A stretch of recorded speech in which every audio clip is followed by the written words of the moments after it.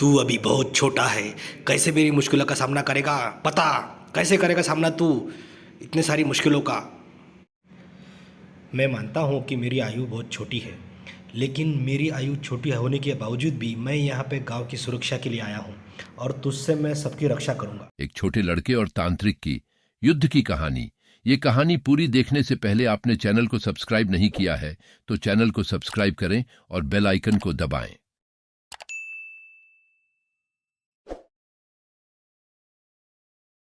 एक साहसी लड़का और तांत्रिक की कहानी। एक गांव ढोलकपुर नाम का गांव था। गांव में एक तांत्रिक था। गांव की शांति और सौहार्दपूर्ण वातावरण के बावजूद रात के अंधेरे में कुछ अजीब घटनाएं होने लगीं। लोग रात के अंधेरे में बहुत कुछ देख रहे थे और उनमें एक तांत्रिक का होना यह बात खोज रहा था। गांव वालों के बीच आलसी पनप गया था और एक दिवसीय जीवन की सामान्यता में एक विचित्रता घेर रही थी। गांव में छोटा साहसी लड़का आर्यन भी था। आर्यन भी इस अजीब माहौल को अपने स्वयं के आत्मविश्वास में विचलित हुआ महसूस कर रहा था। वह एक साहसी और सोचने समझाने वाले बच्चा था जिसने अपने माता पिता के साथ प्यार भरा संबंध साझा करता था। आर्यन ने गांव वालों के इस संघर्षपूर्ण क्षण को देखकर एक निर्णय किया कि वह इस समस्या का समाधान करेगा। एक दिन उसने अपने दोस्तों को संग्रहित करके गांव के सिरमौर में बसे रहस्यमय तांत्रिक के पास गया। तांत्रिक का आवास गहरे जंगल के बीच में था और रात के अंधेरे में वहां पहुंचना आर्यन और उसके दोस्तों के बीच में अनूठा साहस बन गया।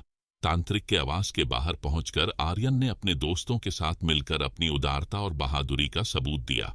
वह दरवाजे को खटखटाया और अपने उद्देश्य का स्पष्टीकरण तांत्रिक को दिया। तांत्रिक ने दरवाजा खोला और आर्यन को हंसते हुए देखते हुए कहा, तू बहुत ही छोटा है। तू अभी बहुत छोटा है।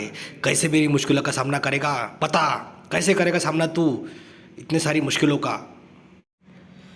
मैं मानता हूँ कि मेरी आयु बहुत छोटी है, लेकिन मेरी आयु छोटी होने के बावजूद भी मैं यहाँ पे गांव की सुरक्षा के लिए आया हूँ और तुझसे मैं सबकी रक्षा करूँगा। पर मैं तुझे एक चुनौती देना चाहता हूँ। तू मेरी आज्ञा का पालन करेगा और एक शक्तिशाली रत्न ढूंढेगा जिसे गांव को सुरक्षित रखने के लिए इस्तेमाल किया जा सकता है। आर्यन ने उसकी चुनौती स्वीकार की और तांत्रिक ने उसे जंगल की ओर इंगित करते हुए भगवान शिव के एक पवित्र स्थान की ओर बुलाया। उसने आर्यन को एक पत्थर दिया और कहा, इस रत्न को ढूंढो और गांव को इसकी शक्ति से बचाओ। आर्यन और उसके दोस्त तब तक जंगल में चले गए जब तक उन्होंने एक चमकते हुए रत्न को नहीं ढूंढा। वे महसूस कर रहे थे कि वे किसी बड़े से राजा के सामने खड़े हैं जिसको इस छोटे से रत्न की ताकत से कोई फर्क नहीं पड़ता था। आर्यन ने अपने दोस्तों को संग्रहित करते हुए रत्न को लेकर वापस तांत्रिक के पास जाया।